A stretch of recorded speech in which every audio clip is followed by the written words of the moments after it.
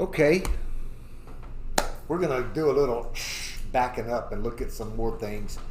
Man, we went through, last week we went through the whole thing with Jacob and Laban and Rachel and the kids and all that. We kind of flew through. And I'm thinking, there's got to be more to this than I'm picking up on. And I did begin to think of some things that we've been talking about, but I still wasn't satisfied.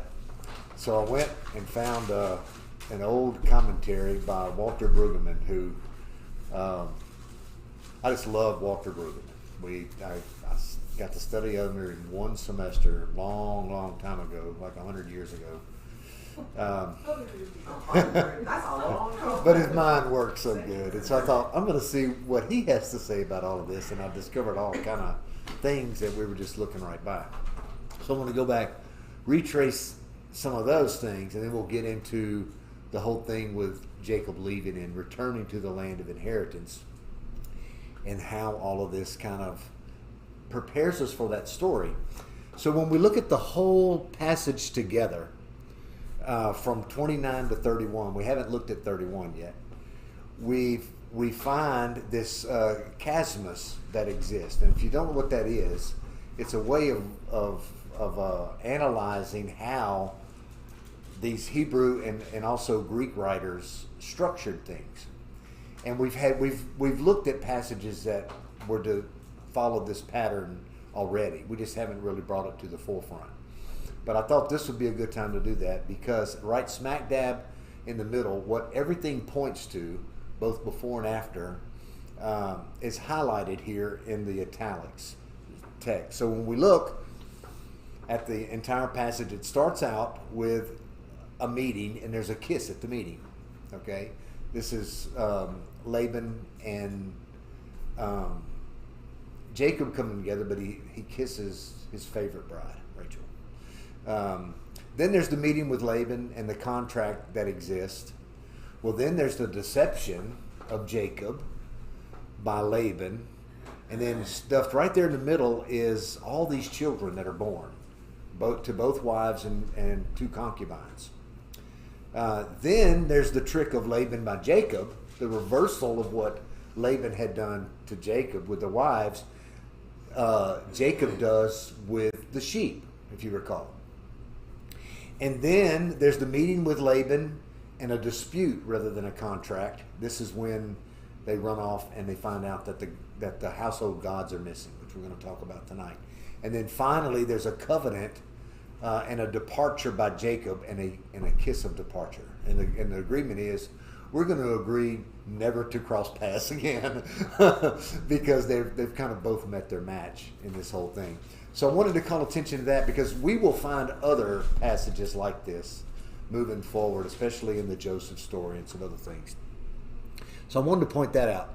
Then one of the other things that wanted to go back here. You remember we discovered that Laban is the forefathers of the Arameans, and the Arameans have always given the Jewish people fits. They're always fighting each other and attacking each other and raiding each other's land and that kind of thing. Well, all the way through this story, there is kind of some humor that's directed at the Arameans, directed toward Jacob. So you might remember he gets to the well, and there's a rock over the well, and it takes a lot of men for the Arameans to move the rock, but Jacob just moves it by himself. So he's macho man. That was one of the things that he pointed out when he was reading through this. The whole thing about, and we talked about this some, the two wives kind of being in competition and having the children, and the lengths that they were willing to go in order for that to happen.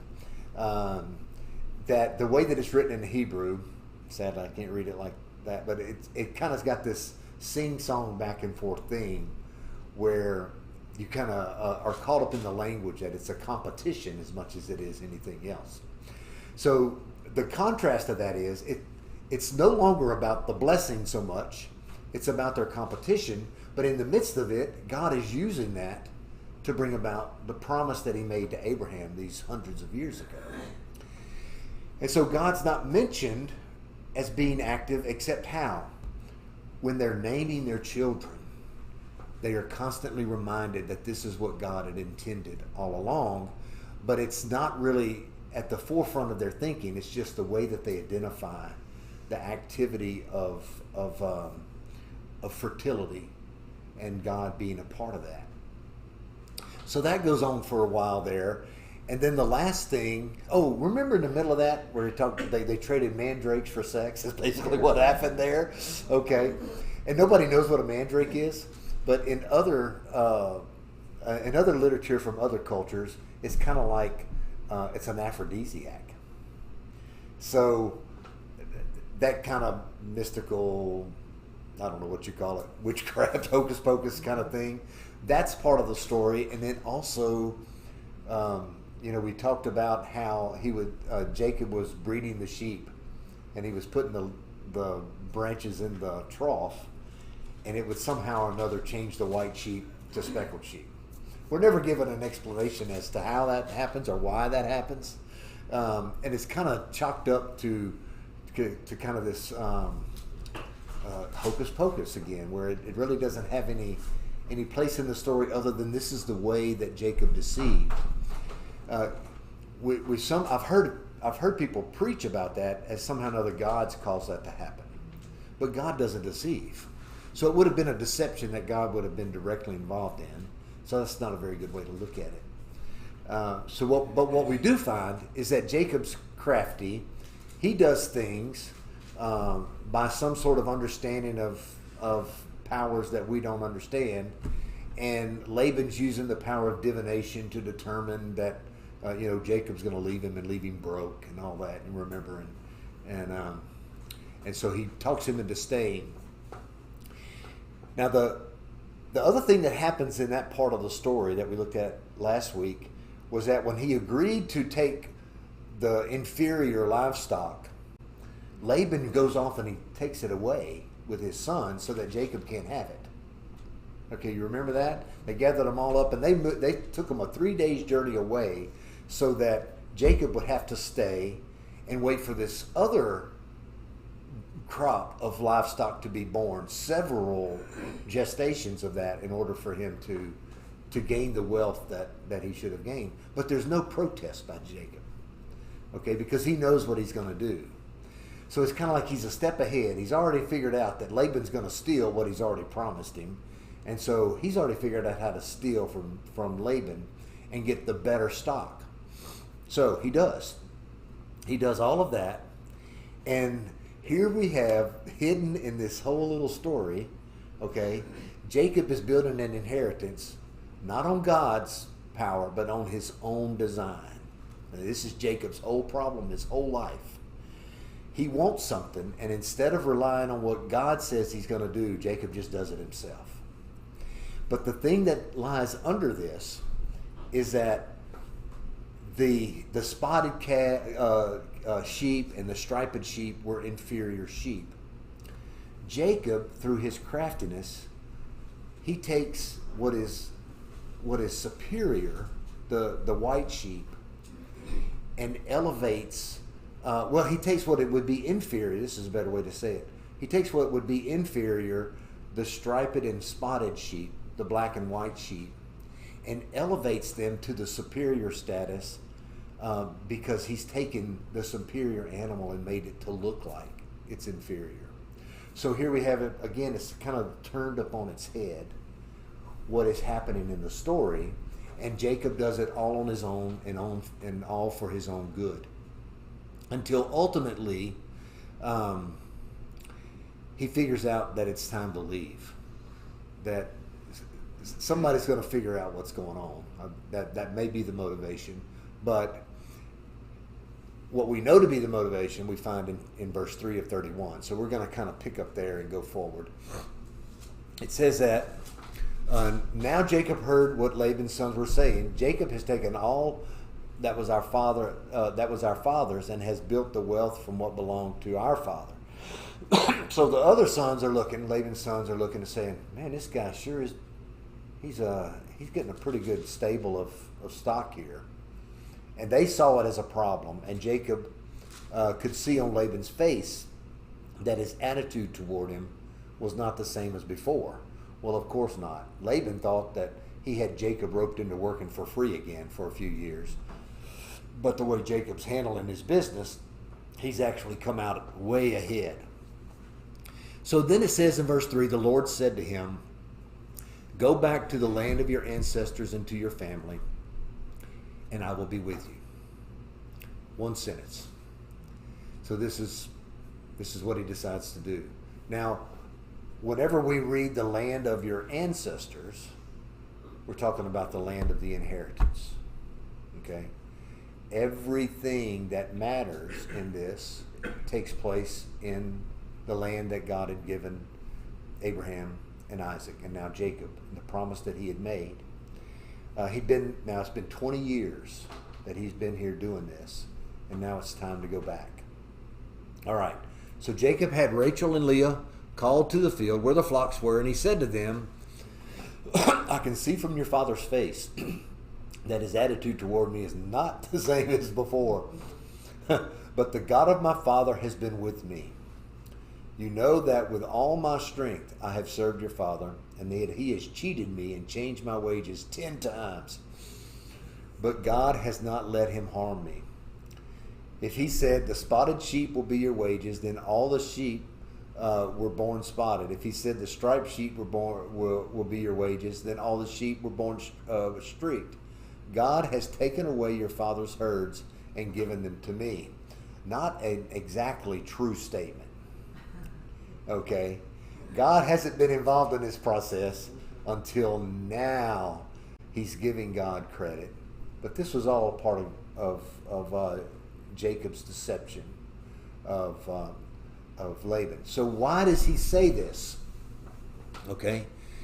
If you've been somewhere 20 years, and now all of a sudden God does speak to you and say it's time to go home. All right? Then you want to, he begins in that moment recognizing that, I need to do what he says.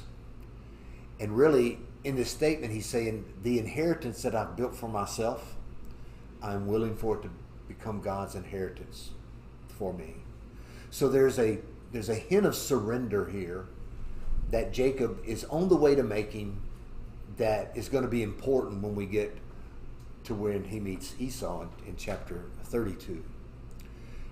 Because he's moving in a direction. We're finding that he's moving in a direction that he hasn't been before. And it's going to become amplified when he gets to the Jabbok River.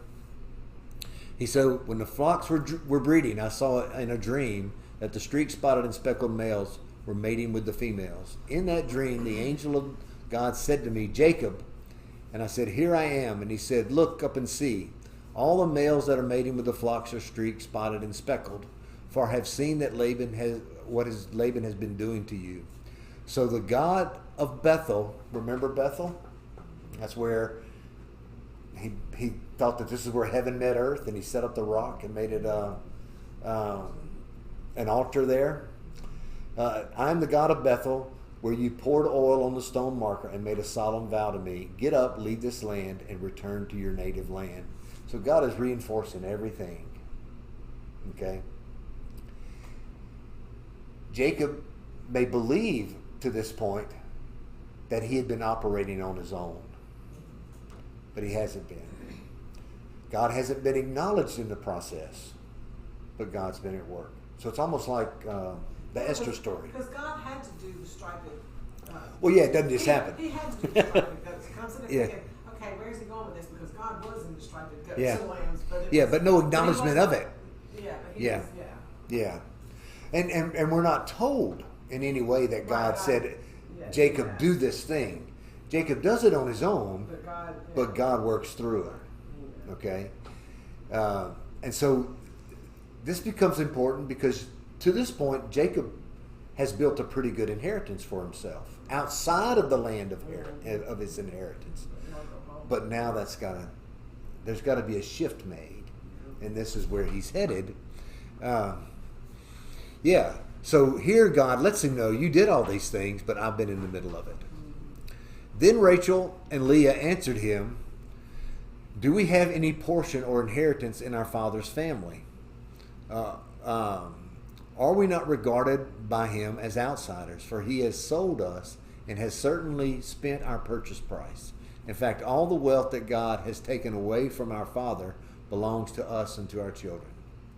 So do whatever God has said to you. And so what are they saying? We don't have anything. Why would we not want to go with you? Because, he sold us to you. And everything that we're ever going to have is tied up in the inheritance that our children were going to receive. So Jacob got up and put his children and wives on the camels. He took all the livestock and possessions he'd acquired in Paddan Aram, and he drove his herds to go to the land of Canaan to his father Isaac. When Laban had gone to shear his sheep, Rachel stole her father's household idols. And Jacob deceived Laban the Aramean, they pointed out here finally, not telling him that he was fleeing. He fled with all his possessions, crossed the Euphrates, and headed for the hill country of Gilead. Okay, so the household idols becomes important later on in the story. We'll get to that. Laban's missing them, and he wants to know where they are. There's a reason why this is important. It's because the inheritance of the family was attached to these household gods. So if the gods were gone, economic collapse could occur. And these girls who said, "Oh, we don't have an inheritance. It's all wrapped up in our husband. We'll take the household gods, and we're guaranteed an inheritance by what? By these gods." Okay? So these are, they're still pagan. Jacob hasn't been... He's not been leading this. He hadn't been leading this one. Yeah. They still have their eyes turned toward these household gods, and as we'll find out, so does Laban. So off they go. And on the third day, Laban was told that Jacob fled. So he'd been gone 3 days. So he took his relatives with him, pursued Jacob for 7 days, and overtook him in the hill country of Gilead. We're back in the promised land, the very northern reaches of the promised land. Okay. So he's gone 3 days. It takes him 4 days to catch up with him. But God came to Laban, the Aramean, in a dream at night. "Watch yourself," God warned him. "Don't say anything to Jacob, either good or bad."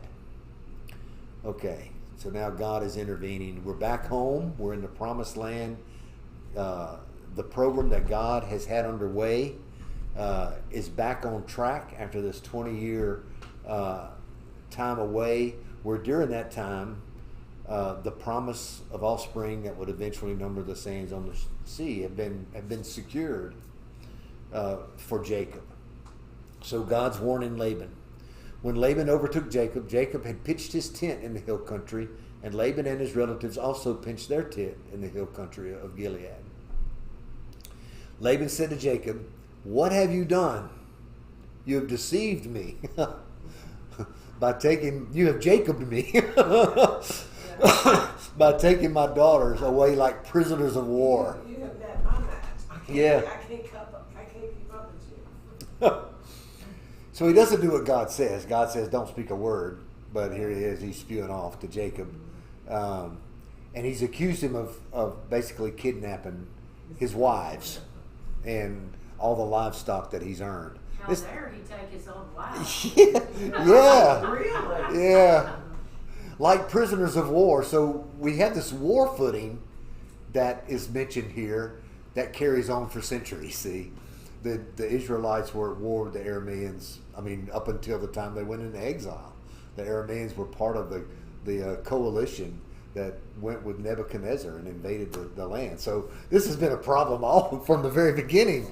And so the writers reminded us of that. See, "Why did you secretly flee from me, deceive me, and not tell me? I would have sent you away with joy and singing, with tambourines and lyres. But you didn't even kiss my let me kiss my grandchildren and my daughters." So, boy, he's just slathering it on here, huh?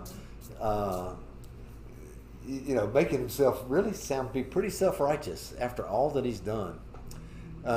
"You've acted foolishly.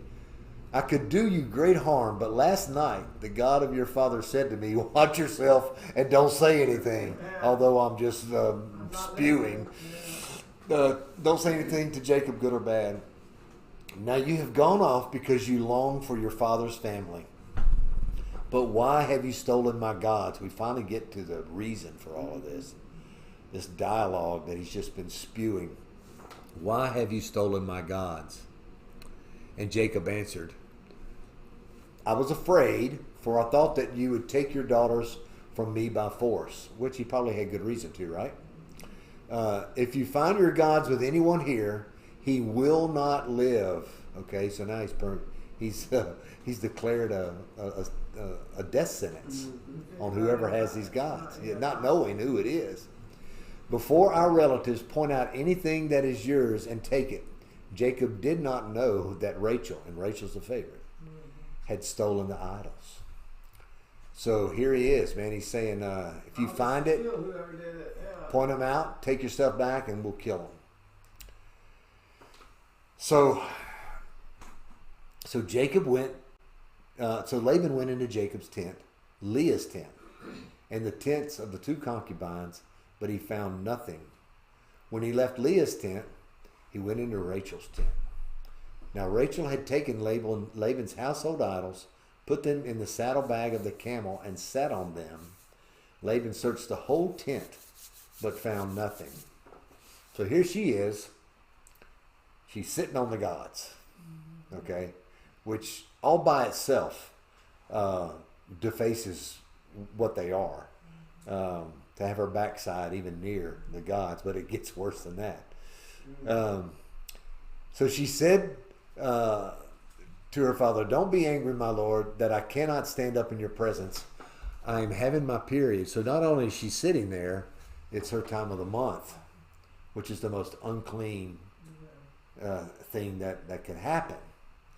So he's not going anywhere near. No, it would have been. That was the unclean thing, right? Yeah. That's the way they treated it. They didn't go around them. Yeah. They pushed them away, and they were kind of isolated. Oh yeah, Deuteronomy's got a section of this long about the things you did and didn't do when a woman was in that period. But do we think she might just be lying? Well, I don't know, but she could be. But I think She is. well, She's pretty slick. I think the narrative is to help us see the lengths to which she would go, but also now we're looking at a contrasting element here that's been introduced. They're going back to the land of the inheritance that is promised by God. They are leaving with idols that they believe can provide an inheritance, but they're not even treating them like gods. And so just by contrast alone, we know the foolishness that is underway here. And it's the foolishness that falls on, not on Jacob's house, but really on Laban's house, because of his daughters and because of their belief in these idols. The only thing that Jacob has failed in, not the only thing, but one key thing, is what Krita said earlier. He hasn't done anything in preparing his wives for what they are about to encounter, and the God that has watched over him and cared for him for these 20 years. It's like, when we think about this, we have to think of our own lives too, of course. How you can go through this long period of time and have everything happen, and the storyteller watching over your story never mentions God because you've never mentioned God. And that's kind of what's happened here, until God shows up and he mentions what he's been doing this whole time, as kind of a reminder that you've kind of been living your life on your own. You've been kind of doing things your own way. Has it really worked out that well for you? Except for the children being born, everything's been a conflict. Everything's been deception, subterfuge, all these things. But here I am watching over you, making sure that all of your mistakes turn into blessings. Now you're not going to find that story in any other literature, especially from this period of history. Everybody's scared of their gods. Everybody's having to appease their gods for fear that he's going to strike them dead. And here is our God that is hovering over all of this and making sure that even though Jacob is determined to do this his way, God's program is going to work through Jacob, regardless of what Jacob thinks. Okay? Or does. Yeah, because all of this stuff is to benefit Jacob, but God is saying, wait a minute, all of this is going to benefit what I'm doing in this program I have in place of bringing about one that is going to heal the nations. And Jacob is a part of that. Now, the other side of all of that is, isn't it amazing that God really, he is not interested in what kind of people he uses to get it done.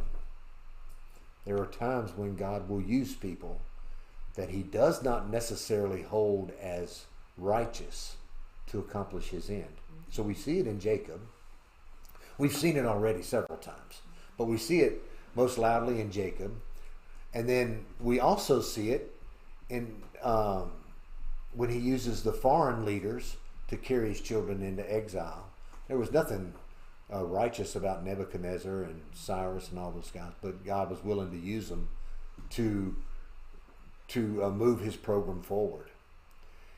And even in our system of government, God's not shy about using people that may not look the most moral, but is still able to use them to, in some sense, accomplish his purposes even in our country. To restore something that may be restored for a political reason, but God is actually able to use for a very deep and spiritual reason to call us back. So we kind of have to leave our minds open to these kind of things because it's still going on. Even on this side of the cross, it happens. I mean, just look at the founding fathers. How many of them were not Christian?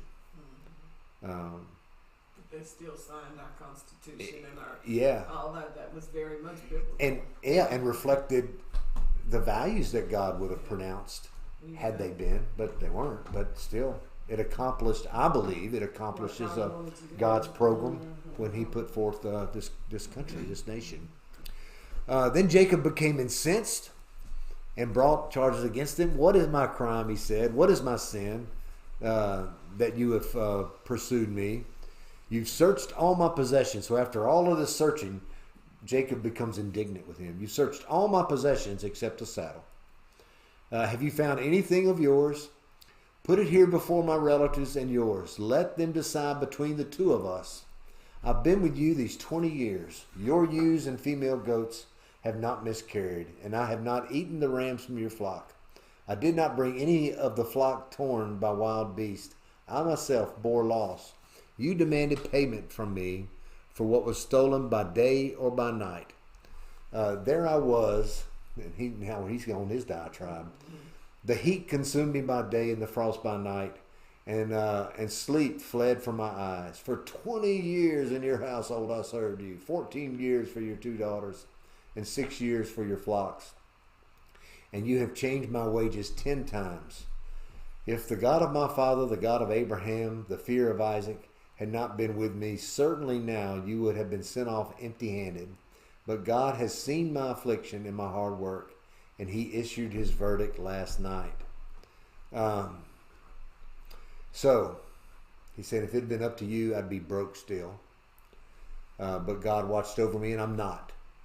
He told me to leave, and I got up and left.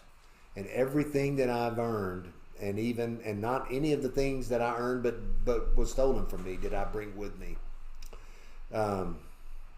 So it's like they've been in court with one another. There was an accusation. There was an effort to bring forth proof. There was no proof brought forth, and now there's a rebuttal to the charges that were made. Then Laban answered Jacob, the daughters of my daughters, the children the daughters are my daughters, the children my children, and the flocks my flocks. Everything you see is mine. But what can I do today for these daughters of mine, or for the children that they have borne? Come now, let's make a covenant, you and I. Let it be a witness between the two of us. So Jacob picked out a stone and set it up as a marker. Then Jacob said to his relatives, gather stones. And they took stones and made a mound, and then ate there by the mound. Naboth named the mound Hagar Sahadutha, I think. but Jacob named it Galeed, which I like better. You say it better. Yeah, which means mound of witness. Which means what? Mound of witness. So I think the first one means the same thing. It's just in a different language. Yeah. Yeah, that's what my Bible says witness heap. A witness heap. Yeah, mound of witness. Witness heap. Yeah. Okay, so Jacob is saying, I mean, Laban is saying this. It really is all mine, but I'm going to let you have it. Yeah. Yeah. Now, because God's going to strike me down if I don't. that's the message, right? He's already told him you don't say anything to him, good or bad. So leave Jacob alone. Jacob's left with his stuff. He's going to continue to leave with his stuff. And Laban knows he's met his match with God, not with Jacob, but with God. Then Laban said, "This mount is a witness between you and me today. Therefore, this place will be called Galeed, and also Mitzvah, which means watchtower." Which watchpost? Yeah, watchtower.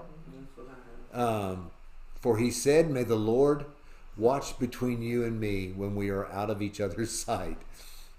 So when we leave each other, we need a referee to make sure we're not circling around and going to hurt each other. "If you mistreat my daughters or take other wives, though no one is with us, understand that God will be a witness between you and me." Laban also said to Jacob, "Look at this mound and the marker I have set up between you and me. This mound is a witness, and the marker is a witness that I will not pass beyond this mound to you, and you will not pass beyond this mound and this marker to do me harm." So they've drawn a line, basically. The God of Abraham and the gods of Nahor, the gods of their father, will judge between us. And Jacob swore by the fear of his father Isaac. Now that word, that's the second time that it's been called the fear of Isaac. And now he's swearing by the fear of his father Isaac. Is that reverence? Well,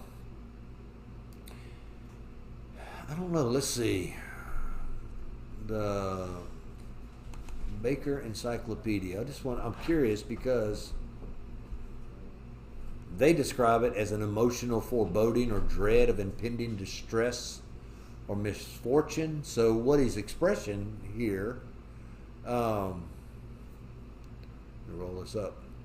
And Jacob swore by the fear, the emotional foreboding or dread of impending distress or misfortune of Isaac. So I'm trying to figure out why this become, I really didn't study it too much till I just looked at it here.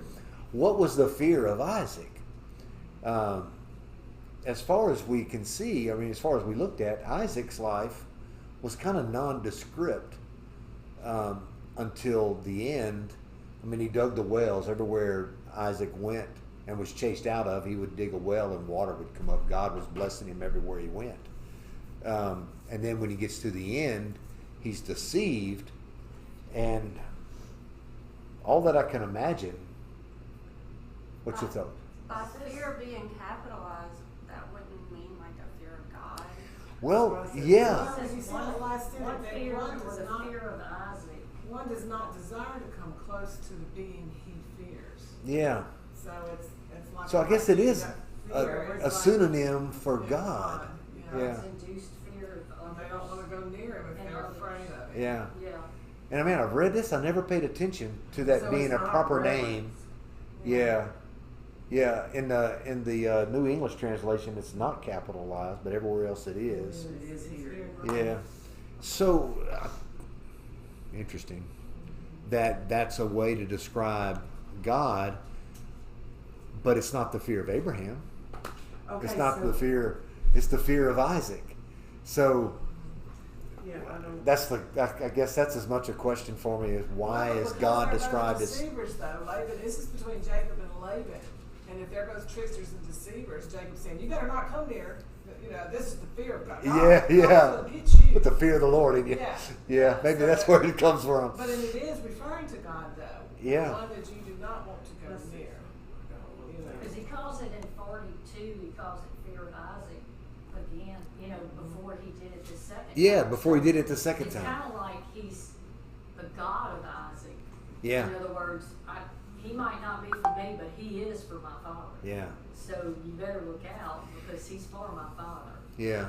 So you need to fear him. He's telling you not to hurt me, but you come any closer and you're going to be in Isaac's land. So it's used in these two places to, as God being fear, to communicate to Laban that you should fear. He's a big bad guy. Yeah. And he uses his father's name rather than his own. That would be the place where I would have to do a little more work and figure out why is he referring to Isaac and not himself. Well, because apparently the dream didn't do any good. Because he's already talking, and he told him Yeah. about the dream, didn't he? And so he's already talking, good or bad. He's already saying it. Yeah. So maybe Jacob thought, I better throw Dad in here before he could, because apparently he's not afraid of me. Maybe he needs to be afraid of my father. Maybe. I'm looking at this app I have, and it has it in Hebrew too, but it's showing here, it's just saying that pretty much this fear is the reminiscent of the fear mentioned in Hebrews 2:15. Yeah, I mean, that jumps us all the way to... I'm looking... Oh, stop.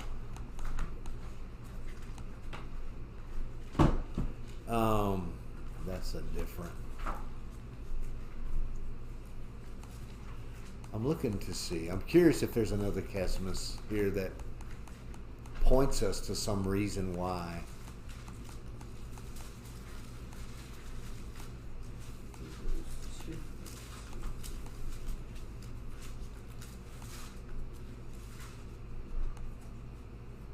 It says in Hebrews 2:15, and free those who all their lives were held in slavery by the fear of death.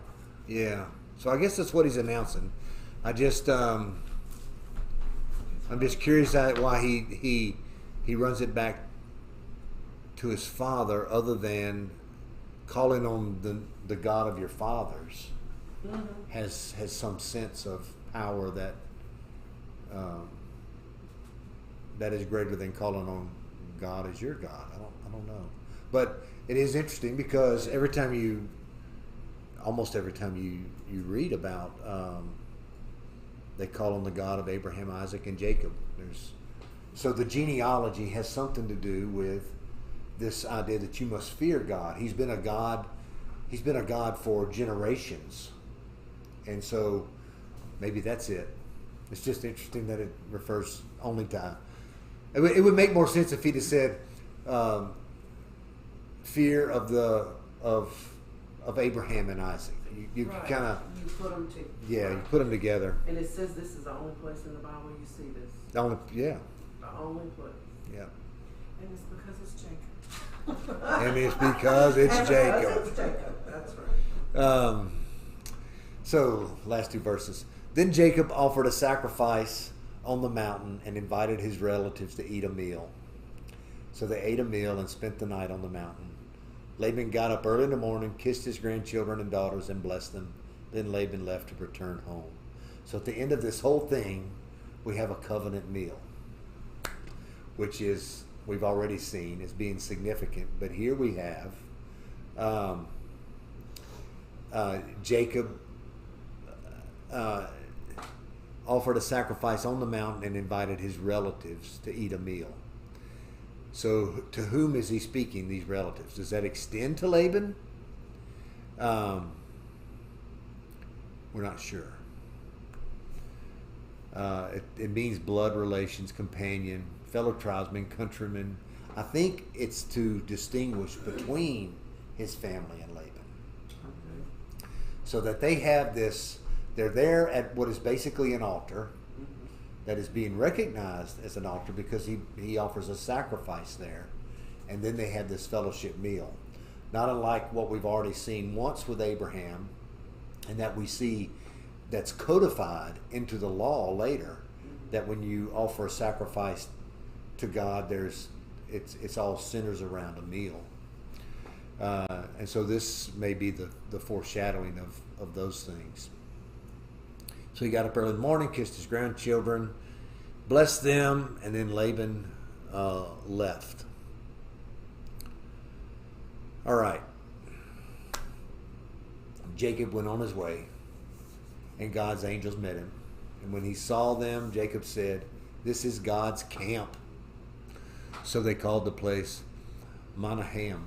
So this is all along the way. This is the second time, right? At Bethel, he's met him in a dream, and then he's done it again when he told him he needed to leave 20 years later. And now here he is again. He meets him again. The angels meet him along the way. And so we're back in the land, see?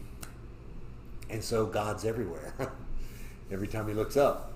At Bethel's he's there, here he's there. So Jacob sent messengers ahead of him to his brother Esau in the land of Seir, the territory of Edom. I'm going to try to see if I can find Now they say in Luke 12:5, it says, Jesus said, "But I will show you whom you should fear. Fear him who, after your body has been killed, has authority to throw you into hell. Yeah. Yes, I tell you, fear him." Yeah, so he's talking about Yeah, he's talking God about too. God.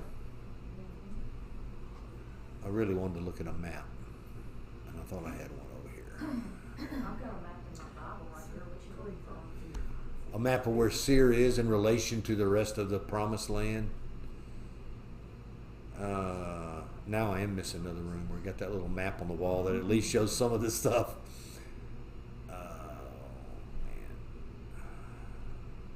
You want me to go get that map? No, because it no guarantee. I thought, guys, this is all the stuff that comes with this crazy program. Is that how you spell it? Let's check them. Spell what? S-H-E-C-H-E-M? S-E-I-R. SEIR. I don't know what I'm.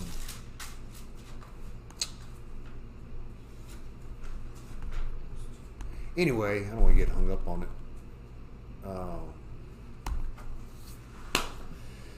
So now he's returning, and he's got a leftover problem that hasn't been a problem for 20 years, but now it is a problem. He's got to go back and face his brother that he cheated 20 years ago, the one that he ran from for his life. Okay? So he sends messengers ahead of him to his brother Esau in the land of Seir, the territory of Edom. If I'm remembering right, if you can picture in your mind the Jordan River and the Sea of Galilee and the Dead Sea kind of cuts right through the middle. To the east side would be the Promised Land, and then, to the west side, and then to the east side would be Edom and another territory, Moab, or one of those, to the east. So, am I right? Okay. So, as he's coming back from the Fertile Crescent, he's entered into this territory, and the way that he's got to cross the river, and really he's got to go through Esau's territory to get home, completely home.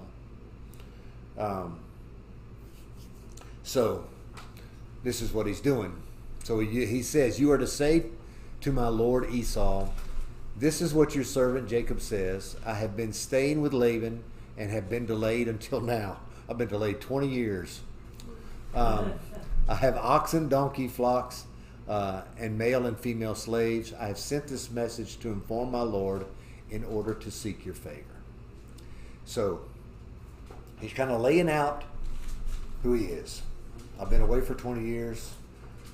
I've become a wealthy man. I've got a lot of property, and I'm fixing to move through your place. And he says, I want favor from you. I want to see if we can work this out. Okay? He's got to get home. So when the messengers returned to Jacob, we got to stop for a minute. So this is another thing that's going on. Remember how when Abraham went into Egypt the first time to escape the famine, that was kind of a little mini exile that he went. And while he was in exile, it became a blessing for him.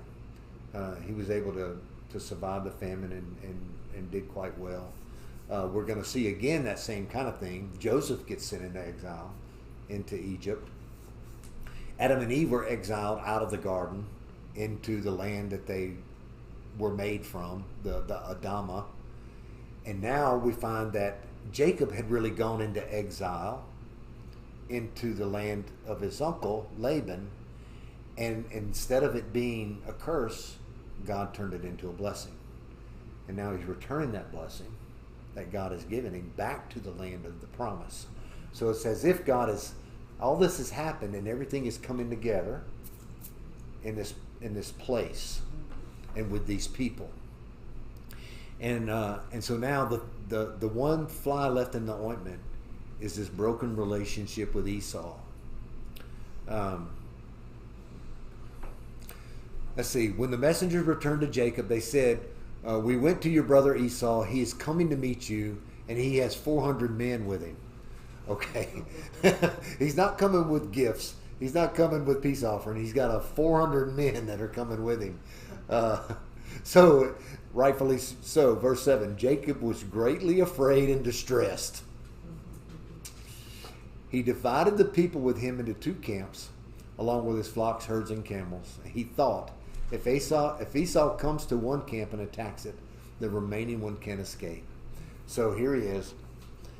This is going to turn bad. At least half of what I've built over the last 20 years will somehow... to get slaughtered. Yeah. So who's going to go first? Who's going to go second? Yeah. It's so once again, God has told him to go back. I want you to return to the land of your father. Okay. But once again, Jacob is trying to figure out how to make sure He gets there. that he gets there, that it's all going to be okay, that he at least gets half of an inheritance is better than no inheritance at all. He's looking at this from a place of scarcity rather than abundance. He hasn't yet figured out the God that his grandfather worshipped, not in any sense of the word. Why didn't he just tell his brother that the fear of Isaac was real? Yeah, you would think. Yeah, you would think that would have been one of the things he could have come up with. Let me just tell him this. Maybe he'll back down. That worked for Laban, Yeah. maybe it won't work for Esau. Well, it may have worked if we knew that God had gone to Esau before and said, don't speak a word, good or bad. So Laban had a little preparation that we don't hear from Esau. We just know that Esau is preparing for what seems to be a battle. He's coming with me. Yeah. Yeah, and so this naturally, Jacob's got to do something to make this right. He has always got to be doing something. What God's speaking plainly, but he's not listening. And God is constantly working it out for him. But this is, well, you know the story, and we're going to look at it. So then Jacob said, God of my father Abraham and God of my father Isaac, the Lord who said to me, go back to the land and to your family, and I will cause you to prosper. I am unworthy of all the kindness and faithfulness you have shown your servant. Indeed, I have crossed over the Jordan with my staff, and now I have become 2 camps. Please rescue me from my brother Esau, for I am afraid of him. Otherwise, he may come and attack me, the mothers, and their children. You have said, I will cause you to prosper, and I will make your offspring like the sand of the sea, too numerous to be counted. Okay. When was the last time you remember Jacob offering a prayer to God? In a while. Been a while. Been a while. In fact, usually what happens is God shows up, and Jacob gets all animated that God showed up and showed himself to him, and he puts up altars, and he worships, and he does this stuff. But you never hear anything from Jacob that resembles what we might think to be one that is devoted to God. Until now. Yeah. Okay? He's being real human there. Because that's what we do. Oh God, I'm in trouble now. Can you Yeah, help me? he's Yeah. clearly Yeah, afraid. He's yeah. afraid they're going to come and slaughter me. They're Yeah. on their way to get me. Yeah. And all I have are these women and kids. Yeah, and that's why we don't want to talk to God when everything's going good, but all of a sudden when it's going bad, we want to talk to God. Yeah. You know, so So I think that's real human of him. So this has been the real. He's kind of he met his match with Laban, and he could go toe to toe with Laban and come out okay. But here is something a little more serious that's been haunting him in the back of his mind all these years. I stole my brother's birthright, and I stole his blessing. And as much as I know that meant for me to have, it meant as much to him to not have it. And so there's this thing behind there, but then there's also this. He's recognizing that all of this has happened because God wanted it to happen. So has God wanted all of this to happen so that Esau could just take it all back as some revenge, and to take all that God had blessed him with? Is this some way that God's put me through all of this so that Esau can finally receive his blessing? This is kind of what's going on here in the back of his mind. Don't you think it could be guilt too? I mean, with Laban cheated him just as badly as Jacob cheated him, but Esau never cheated him. That's right. You know, Esau was just foolish with what he had. He was foolish with what he had. That's but right. He didn't do anything wrong to Jacob. Right. Whereas Yeah. Laban did. Laban was the opposite. Yeah. Yeah, of an Esau. Yeah. Esau was just foolish. He just was living in the moment, let's just say. And these other two are always scheming for the future. You know, how can I steal from you now to make my life better later? But now that's not the case. And really, when somebody's been foolish that way, you don't really know what to expect. They're kind of the wild card in the middle of it all. And he prays to God, and here for the first time, he's acknowledged both of his ancestors together, Abraham and Isaac. Okay? And he's acknowledging that I'm here because you sent me here. The one thing that Jacob has done that God wanted him to do that wasn't done at his initiation was to leave and to come back here. He saw the benefits of it. Things were going south for him with Laban. But he's acknowledging that God had spoken to him and sent him home. And so now he's here, and he's desperately pleading with God to at least save his property. But that's a start, right? He's wanting to save his property and to rescue him from his brother. All right, so he spent the night there and took part of what he had brought with him as a gift for his brother Esau. 200 female goats, 20 male goats, 200 ewes, 20 rams, 30 milk camels with their young, 40 cows, 10 bulls, 20 female donkeys, and 10 male donkeys. That is a lot of livestock. 12 days of Esau. Jacob gave to him. Yeah. So he entrusted them to his slaves as separate herds and said to them, "Go ahead of me and leave some distance between the herds." So I'm going to give you a head start. And he's thinking, hopefully this is going to be enough to where he's going to leave everything else alone. So it's payoff money, basically, is what it is. I'm going to buy my way out of this encounter that he's about to have with his brother. Okay?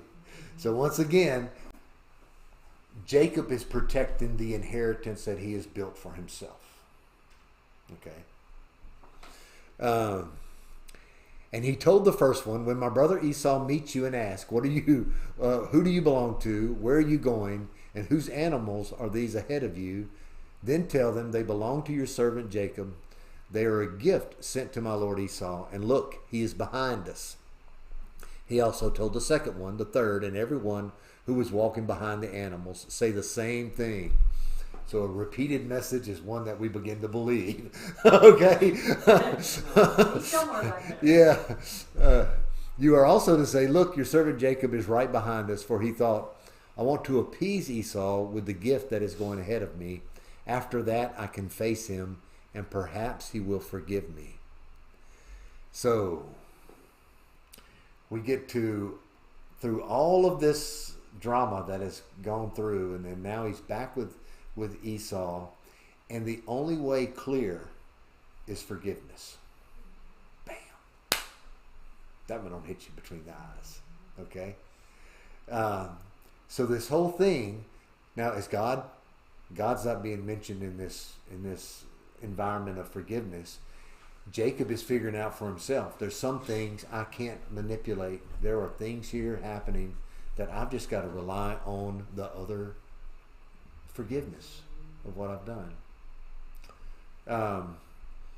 And so we're going to see what that blossoms into in here in just a minute. So the gift was sent ahead of him while he remained in the camp that night. During the night, Jacob got up and took his 2 wives, his 2 slave women, and his 11 sons, and crossed the ford of Jabbok. He took them and sent them across the stream along with all his possessions. So he sends the gift one way, he sends his family another way, and he's going to stay there and wait on Esau to show up. Okay? All by himself. You know? So Jacob was left alone.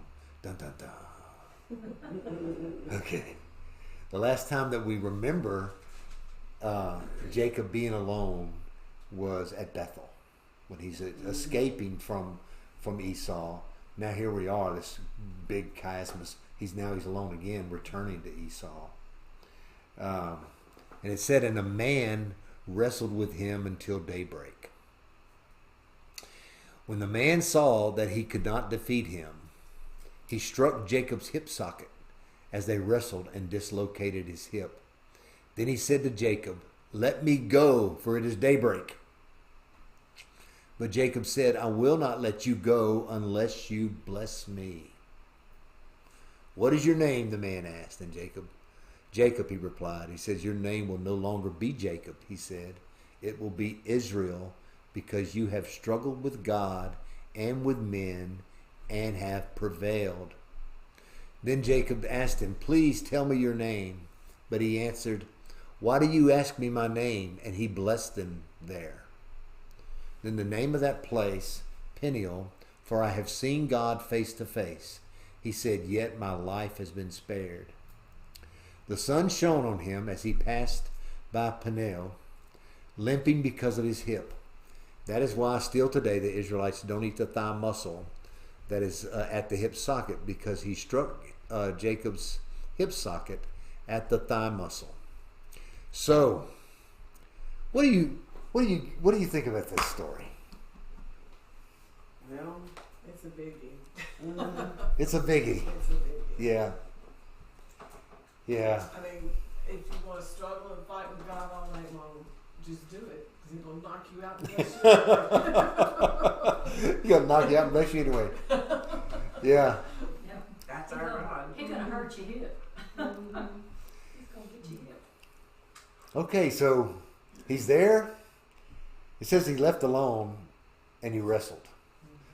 For the longest time, I looked at this, and I remember somewhere along in my teaching, somebody telling me this was a dream that he had, but it's not anywhere mentioned as a dream. Mm-hmm. He's there, and the next thing we know, a man shows up and they begin to wrestle. Okay, and the reason why the man's there is to defeat Jacob, to bring him under his control, but he can't do it. Jacob is such a person that his ability to deceive, his desire to deceive, his struggle with everybody that he ever had anything to do with, is just constantly a part of his life. And we know this man to be God. God shows up in a way to subdue Jacob, because I cannot bless him until he is pursued. He submits. Till he submits. Okay? So, but they wrestle and he can't get him to do it. So he has to mark him and say, Okay? And I relate to this so well because I did this for so long in my how many life. Jacobs are there that this gives us hope that, you know, I know. You're late, but we love you. I said I'm ready for study. You are. Time to go. Yeah. You get to the best part. Oh, the end of it? Well, yeah. Yeah. But so he's wrestling. Oh, we still go? Yeah, and yeah, we're gonna go because we got to finish this. So he's wrestling with him, but he cannot defeat him. So this is an interesting thing that there are folks, there are personalities, there are people that God is willing to use that he is not able to fully subdue. Free will. Yes. Yeah. Free will. Yes. So what would God be left with if he only used those that were in full submission? Okay, so this is an interesting thing. Does God ever change in the way that he deals with us? Okay, there are some tenacious people that are pastors that manage to work their way through their ministries with tenacity because it's the only way they're going to do it. And I'm thinking of a mission pastor in Alexandria that worked in one of the worst places. The cable guy and the water guy and the meter guy would not go in there unless a cop was with them. He went up in there. But he went up in there, and he had, I mean, there was none of those guys would back him down. And God used that tenacity and that strength that he had that was kind of out of the norm for what you would think about ministry being. But he demanded those guys respect. And it was the guys, I mean, it was the men that ruled that housing project. And he changed that place. And Okay. God created them. I mean, God knew Yes. Jacob was a trick. In Yes. the womb, he was reaching for the That's right. will, and he created the tenacity Yeah. pastor because God knew. And he knew he was going to use it in his program to bring about what he was doing. So God needed this. He needed this to happen. And it gets to this point, though, that, see, Jacob is still trying to handle his own blessing until he meets God. Then he wants God's blessing too. You can't have both. You either got to claim your own blessing and that be enough, or claim God's and expect an extravagant abundance. Okay? But Jacob's not quite ready to give up his own. Now, he's got 11 sons. This is a fertile guy. He can have kids just by looking at a woman, you know. So how does God change the narrative for Jacob? He hits him in the thigh, if you know what I mean. So hard that it dislocates his hip. No more blessing from Jacob's loins unless God says there's going to be a blessing from Jacob's loins. You see? Now, boy. Yeah. So he's got 11 sons. And then after this encounter, he only has one more. And so we find it's illustrative of what God had to do. Jacob never fully surrenders, but God has his way. Okay? God has his way because now Jacob is able to claim the blessing that God has prepared for him because he can't provide it on his own. Does that make sense? And so when this happens and all of this, God asked Jacob, "What's your name?" Well, knows what his name is. It means deceiver, trickster.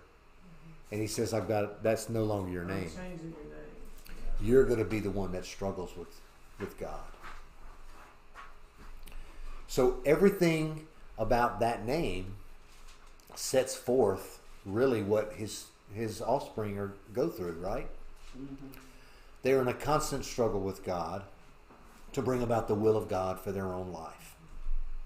And God is constantly intervening in ways to rescue them from their own willfulness and struggle so that they can have a life of abundance with him. Ultimately, that shines through in Christ Jesus.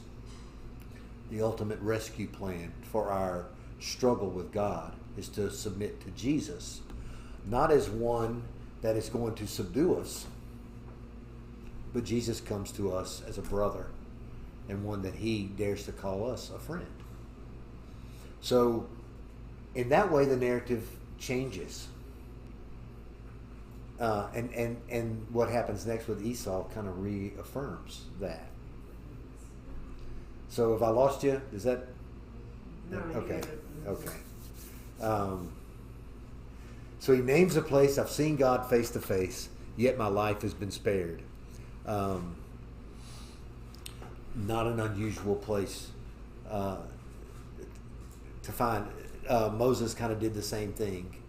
He didn't see God face to face, and God didn't appear to Moses as a man. Okay, but he does here, and he does it for the sole purpose of being able to subdue Jacob and to offer him or to provide him with the blessing that God wants. God comes to us face to face in the person of Jesus in order to subdue us, to provide the blessing that God wants us to have. So there's mirror images here that pass through time over these. So it says, the sun shone and he passed by limping because of the hip, and for that day they don't eat the thigh muscle. And isn't this a Christophany? Yes, it is a Christophany, meaning Christ's Christ's Old appearance Testament. before his birth. Yeah. So we're going to stop there at chapter 33. I love the next chapter as much as that one, but Good stuff. it is good stuff. And I miss Jacob West number 4. We just did it. I'm so upset. Well, Video. Shelby, knowing me, we'll come back and do it again next week because I'll find something I totally Just missed. recorded it, go watch it. I know, that's what I was thinking. I was like, man, why did worship in the mosh pit have to be today? So how did that go? Okay, did y'all like Dio? beat each other up in the mosh pit? No, it was literally